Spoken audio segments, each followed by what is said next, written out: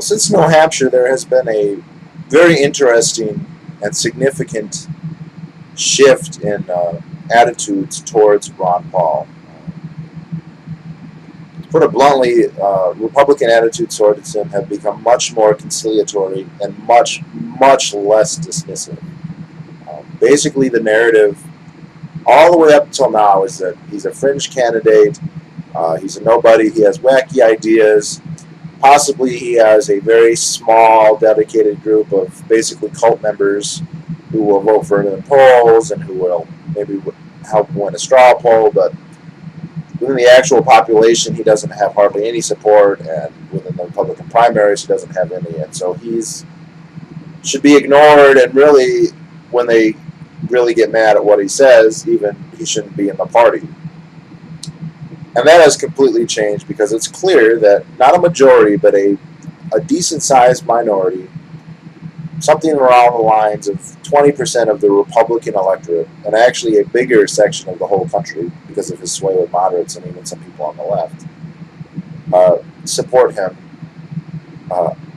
over anybody else and well in favor of anybody else. And there's a realization that, although I don't think you can tell just by looking at the polls, that most of these people are not going to support anybody else. No matter if Ron Paul is not the nominee, they will not support the other person, whoever it is. And this has led many Republicans to say we have to do something about this. Now, we have to try and placate in some way Ron Paul and or his supporters. Now, I think this is actually a case where the two would be the same, because I highly doubt that they could, quote, buy Paul off, as in give him something that would benefit him personally, but that would betray his message to the point where his supporters would not go along with it. So I doubt that they could say, we're going to keep the same platform and we're going to do everything we like business as usual, but we're going to, I don't know, make Ron Paul the vice president or something like that. That wouldn't get enough support. But Ron would probably not accept anything that wasn't substantive, although I doubt that putting planks in the platform is really that substantial. And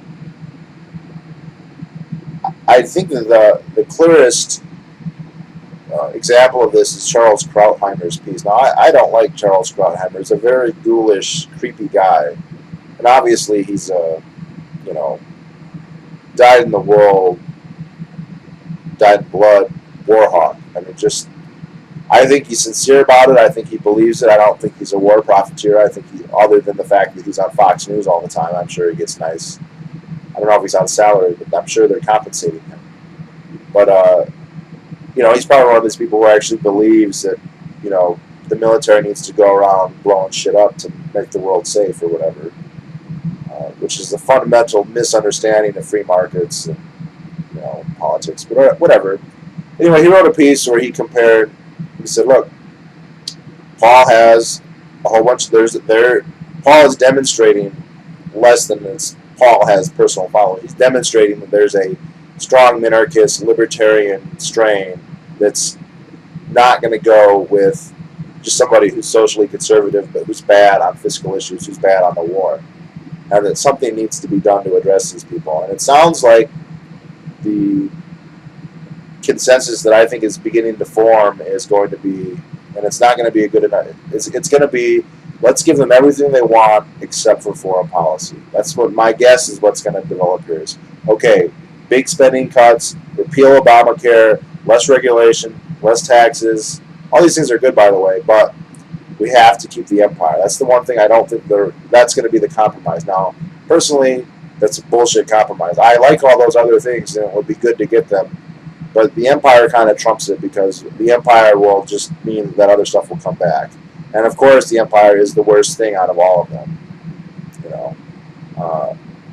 But Krautheimer kind of compared Paul to Jesse Jackson, and I'm not too familiar with this, but I guess in the 80s, Jesse Jackson was in a similar electoral position, but in the Democratic Party, and he was able basically to guarantee stuff in the planks and that sort of thing. Now, I hope that he's wrong about that because I don't think that Jesse Jackson ever that influence ever went anywhere. And I think though that Krautheimer's wrong, because what's more interesting than the fact that the Republicans are becoming conciliatory in a way that they've never been, and that they're acknowledging that he's not just a fringe candidate, but somebody who is representing, who has a constituency. There are people who want what he's peddling, and he's the only one who's really peddling it, almost. But the more interesting thing is this 20% of Republicans, and it's probably a little bit more than that in the rest of the country. What I think is interesting about it is the people who support Ron Paul will not support anybody else. And the reason they won't is because they have a very, very pessimistic and I would say realistic picture of our society.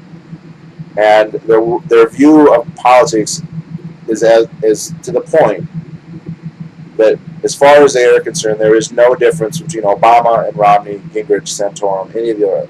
As far as they're concerned, all other political candidates are indistinguishable, and they are all so unacceptable that there's no point in selecting one over the other.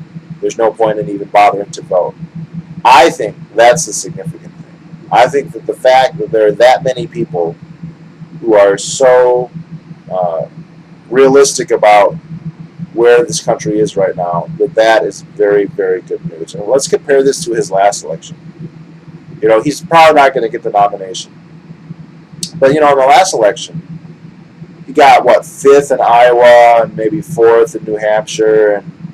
And then he just did really bad. He was getting 1, 2, 3, 4, 5%. I think there were 1 or 2 much later ones where he did a little bit better. I think he got 2nd in Nevada or something, but that was pretty much it. What's interesting is, when he was getting 2 or 3, 4% 4 years ago, 5%, whatever, 10.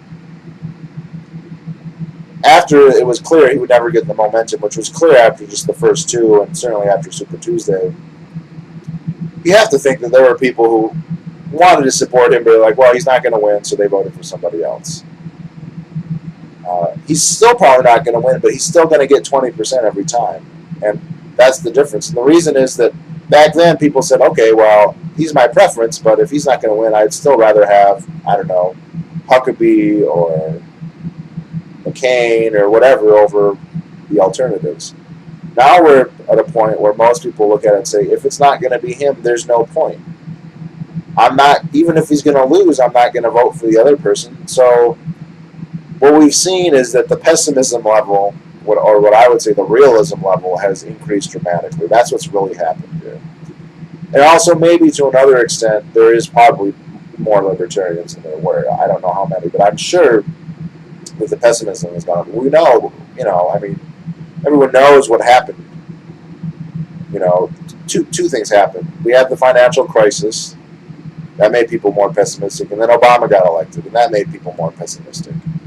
And I think also a lot of Republicans rightfully despise Obama, but they have to see that there is a very eerily high degree of continuity between Obama and the Bush administration.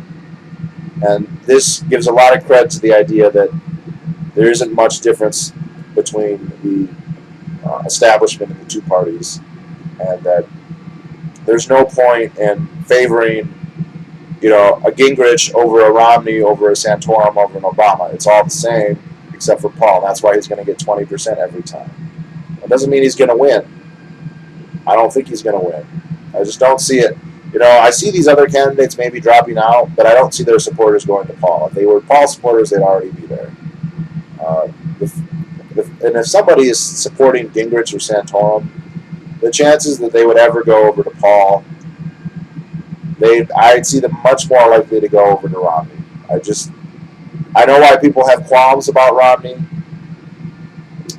I understand that, but there's a difference between a neoconservative who has qualms about Romney, but who thinks that Ron Paul is literally an insane person who's going to destroy this country and invite the terrorists to take over and blame America. But yet, when I read articles that are anti-Paul, it's all, he hates America and he doesn't realize they're evil people and blah blah blah. It's stupid, but The good news is that there is now a much larger constituency of people who are very, very realistic about the prospects in this country. And those people are looking for answers. And if they're Ron Paul supporters, they are on the right path. I mean, the ideological rabbit hole that starts at Ron Paul, it only goes to good destinations. Let's just say that. It's not always the same exact place. That's where it leads. And it's like a black hole. People fall into his orbit, and whoop, they're gone. It didn't happen to me because I went there before Ron Paul, but like not literally, but before I'd heard of him. But there's so many people now. I don't know how many of my subscribers that's the case, and that 20% of the Republican Party, that's going to be them. If they aren't there now, most of them are going to be there soon.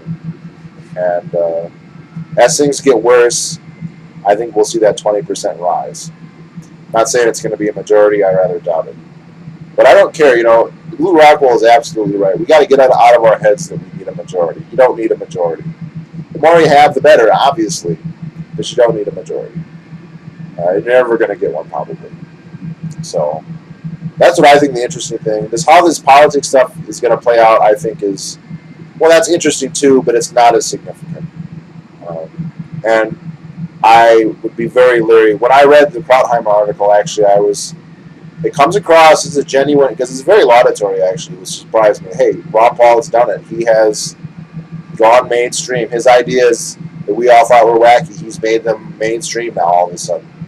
And it sounded kind of laudatory, but at the same point, it was also dismissive, saying, well, the caveat there is he can't win, which I think might have been the whole point of the article in the first place, was to say, okay, fine, I admit it, he's doing well, but he's not going to win, so just get off your horse and whatever. But the Republican Party is never going to become the Libertarian Party, ever. At least not this election cycle. So no promise they can make is going to be worth my support. And if Paul's not the nominee, there's no way I'm going to vote for Mitt Romney. I prefer Obama over Romney. I don't care how they change the platform. That'll be interesting. It'll be a nice rhetorical change, but substance-wise, there's no way we can put any stock in that. But anyway, that's how I feel.